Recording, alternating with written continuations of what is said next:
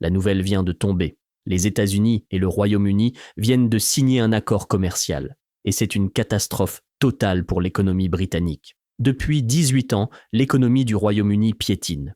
Le coût de la vie explose et les millionnaires quittent le pays à un rythme jamais vu. Déjà en souffrance, l'économie britannique vient de subir ce que beaucoup considèrent comme une véritable humiliation.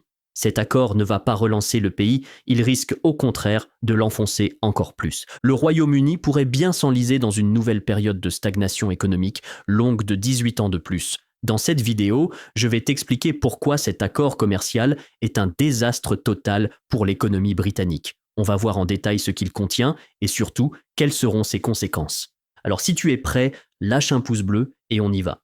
Quand on regarde les partenaires commerciaux des États-Unis, on remarque des tensions avec l'Union européenne, plusieurs pays asiatiques, le Mexique et bien sûr la Chine. Mais pas avec le Royaume-Uni. Pourquoi ? Parce que le Royaume-Uni achète aux États-Unis à peu près autant qu'il leur vend. Il n'y a donc pratiquement aucun déficit commercial entre les deux pays.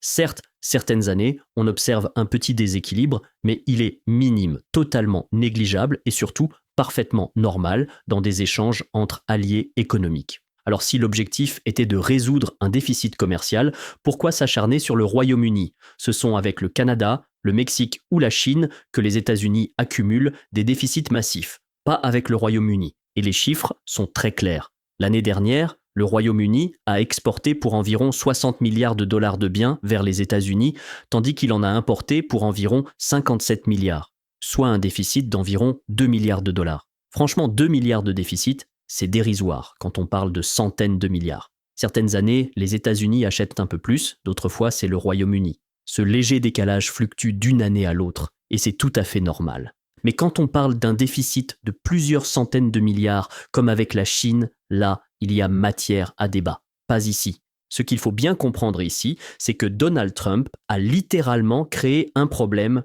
qui n'existait pas. Il a placé l'économie britannique dans une position de faiblesse, puis a signé un accord totalement défavorable au Royaume-Uni. Il n'y a pas d'autre explication.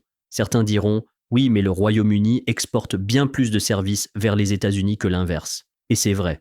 En 2023, le Royaume-Uni a exporté pour 118 milliards de dollars de services aux États-Unis. En retour, il n'en a importé qu'environ 54 milliards. Tu te dis peut-être, voilà, il y avait bien quelque chose. Mais si tu écoutes attentivement Donald Trump, tu verras qu'il ne parle jamais des services. Toute sa rhétorique autour du déficit commercial concerne les produits physiques, pas les services. Il l'a répété à de nombreuses reprises. Ce qui compte pour lui, ce sont les marchandises tangibles. Et tu sais pourquoi ? Parce que si l'on regarde les services, son argumentaire s'effondre totalement. L'année dernière, les États-Unis ont exporté environ 1 milliard de dollars de services, tout en n'en important que pour 750 millions. Autrement dit, ils dégagent un énorme excédent dans le secteur des services. Voilà pourquoi tu n'entends jamais Donald Trump parler de ce surplus.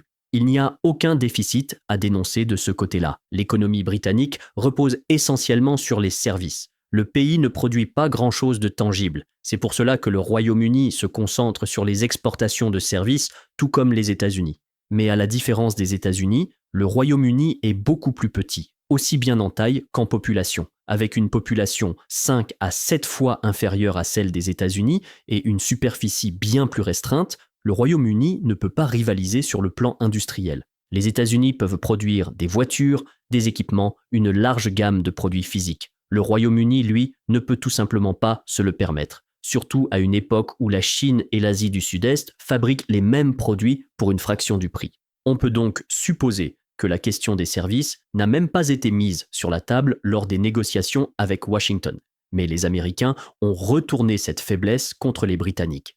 En clair, ils leur ont fait comprendre que s'ils refusaient de signer un accord favorable aux États-Unis, alors ils pourraient imposer des tarifs sur les services britanniques. Et ça, ce serait un coup de massue pour les banques britanniques, les compagnies d'assurance, les cabinets d'audit, autrement dit, un désastre pour tout le cœur de l'économie britannique. Alors, qu'est-ce que cet accord commercial prévoit concrètement entre le Royaume-Uni et les États-Unis ?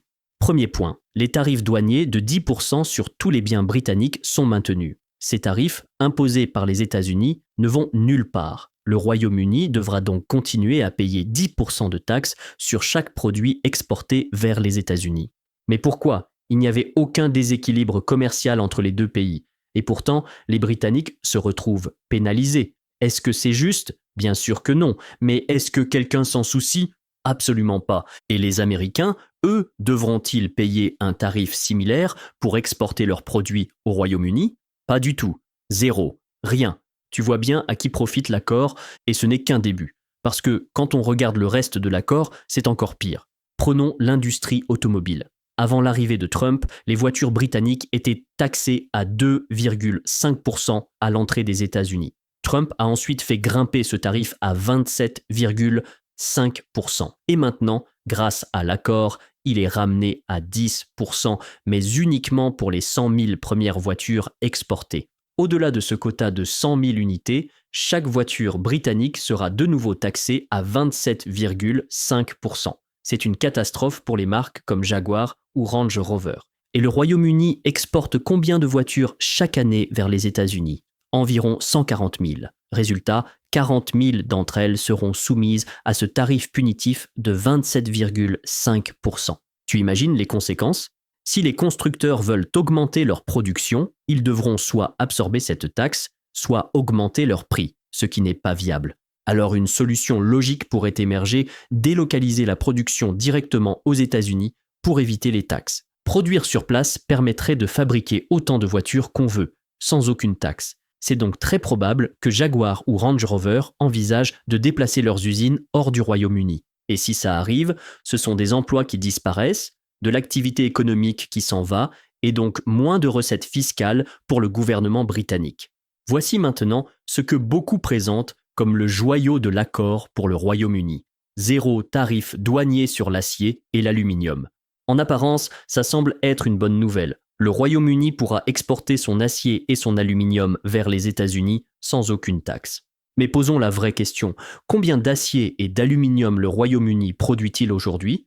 Très peu. Ce secteur est en plein effondrement. Il tient à peine debout. En réalité, l'industrie britannique de l'acier et de l'aluminium est quasiment morte. Et pourtant, ce tarif à 0% s'applique dans les deux sens. Ce qui veut dire que les États-Unis, eux, peuvent inonder le Royaume-Uni de leur propre acier et aluminium, sans payer aucun droit de douane. Et contrairement au Royaume-Uni, les Américains ont les capacités de production. Ils peuvent relancer leur industrie, produire en masse et exporter. Résultat, le Royaume-Uni va se retrouver dépendant des importations américaines pour son acier et son aluminium. Tu crois que ça va relancer l'industrie britannique ? Bien sûr que non. Cette industrie était déjà en train de mourir et maintenant, elle va disparaître complètement d'ici 3 à 5 ans. Le Royaume-Uni va simplement devenir un marché de consommation pour les exportations américaines.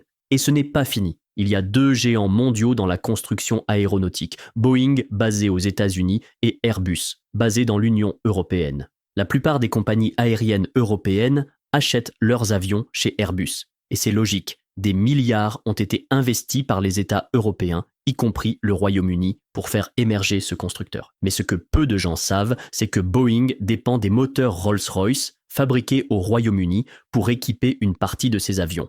Autrement dit, sans ces moteurs britanniques, Boeing ne peut pas produire ses avions. Cela aurait dû être un atout de négociation majeur pour le Royaume-Uni, une vraie carte à jouer pour obtenir un accord équilibré. Et pourtant, qu'a fait le gouvernement britannique ? Il a accepté que les moteurs Rolls-Royce soient exportés vers les États-Unis à 0% de tarifs douaniers. Pourquoi ? Parce que sans ces moteurs, Boeing ne peut tout simplement pas livrer ses avions. Washington avait donc tout intérêt à sécuriser cet approvisionnement. Mais ce n'est pas tout. Pour bénéficier de ce tarif à 0%, le Royaume-Uni doit en échange acheter pour 10 milliards de dollars d'avions Boeing. 10 milliards, alors même que le pays a investi massivement dans Airbus, son propre constructeur. Est-ce un accord équitable pour le Royaume-Uni ? Absolument pas. Et ce n'est pas fini. Le dernier volet de cet accord prévoit que le Royaume-Uni achètera pour environ 5 milliards de dollars de produits agricoles aux États-Unis. Mais là encore, il y a un problème majeur, les normes sanitaires.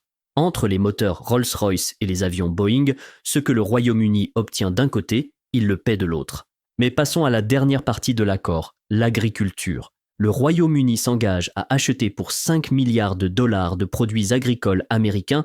Or, les normes sanitaires britanniques sont historiquement proches de celles de l'Union européenne, alors que celles des États-Unis sont très différentes, souvent bien moins strictes. En signant cet accord, le Royaume-Uni devra donc modifier ses normes alimentaires, s'éloigner des standards européens et ouvrir la porte à des produits agricoles américains qui n'auraient jamais été autorisés auparavant. Résultat, un choc brutal pour l'agriculture britannique. Et si on récapitule, les États-Unis vont vendre 5 milliards de dollars de produits supplémentaires au Royaume-Uni. Ils vont engranger environ 6 milliards de dollars de recettes douanières, puisque la taxe de 10% sur les produits britanniques est maintenue. Côté britannique, les droits de douane moyens vont baisser, passant de 5,1% à 1,8%, tandis que les États-Unis, eux, ont augmenté leurs droits de douane de 3,4% à 10%. En d'autres termes, une petite victoire stratégique pour Washington, mais un désastre économique pour Londres. Car soyons clairs, les États-Unis peuvent très bien vivre sans cet accord. Le Royaume-Uni, lui, ne le pouvait pas. C'est là que les choses deviennent vraiment inquiétantes. Le Royaume-Uni a signé cet accord parce qu'il était désespéré. Sans cela, les échanges commerciaux avec les États-Unis se seraient arrêtés net et Londres ne pouvait pas se le permettre. Ce qui signifie que le Royaume-Uni a accepté un accord profondément déséquilibré, simplement pour éviter une rupture brutale des échanges. Mais pour les entreprises britanniques, c'est une catastrophe stratégique. Comment veux-tu bâtir un modèle économique quand tu ne sais même pas combien tu vas devoir payer en taxes ou en droits de douane ? Quand tu fais des affaires, tu dois pouvoir anticiper tes marges, tes coûts, tes profits. Si tu ne peux pas calculer tout ça à l'avance, alors pourquoi risquer de te lancer ? C'est justement ce manque de visibilité qui rend ce genre d'accord si dangereux. En face, l'Union européenne, elle, ne se précipite pas. Elle sait qu'elle a un levier énorme face aux États-Unis. Pourquoi ? Parce que l'économie du Royaume-Uni, c'est environ 3 000 milliards de dollars de PIB. L'Union européenne, elle, pèse près de 20 000 milliards. Peut-être 19, peut-être 22, peu importe. Ce qui est certain, c'est que Bruxelles ne se laissera pas intimider. Et si l'UE doit attendre la fin du mandat de Trump pour négocier un accord plus équilibré, elle le fera. Mais Trump, lui, n'a pas le luxe d'attendre. Il a besoin de signer quelque chose avant les élections de 2026. Et voilà pourquoi l'accord signé avec l'Union européenne sera bien meilleur que celui signé avec le Royaume-Uni. Les entreprises britanniques, elles, vont vite faire leurs calculs. Si délocaliser leur siège ou leur production vers l'Union européenne leur permet de profiter d'un meilleur accès au marché américain, alors elles le feront. Prenons un exemple concret. Il y a un quota de 100 000 voitures britanniques exportables aux États-Unis avec une taxe de 10%. Au-delà, c'est 27,5%. Mais si Range Rover déplace ses activités de production vers un pays de l'UE et devient une entreprise européenne, elle pourrait bénéficier d'un accord plus avantageux. Dans ce cas, pourquoi rester au Royaume-Uni ? Et ce n'est que le début. Tu veux un autre rappel de l'ampleur du désastre ? Brexit. Si le Royaume-Uni était resté membre de l'Union européenne, il aurait eu bien plus de poids dans les négociations avec Washington. Mais aujourd'hui, isolé, affaibli, sans aucune marge de manœuvre, il s'est vu forcé de signer un accord toxique, juste pour éviter l'effondrement total des échanges. À ce stade, autant dire que le Royaume-Uni devrait devenir le 51e État américain. Au moins, il éviterait les 10% de taxes. Après 18 ans de stagnation, l'économie britannique avait à peine commencé à redémarrer. Mais avec cet accord, cette reprise risque de s'arrêter net. Le PIB réel du Royaume-Uni pourrait à nouveau stagner pendant plusieurs années.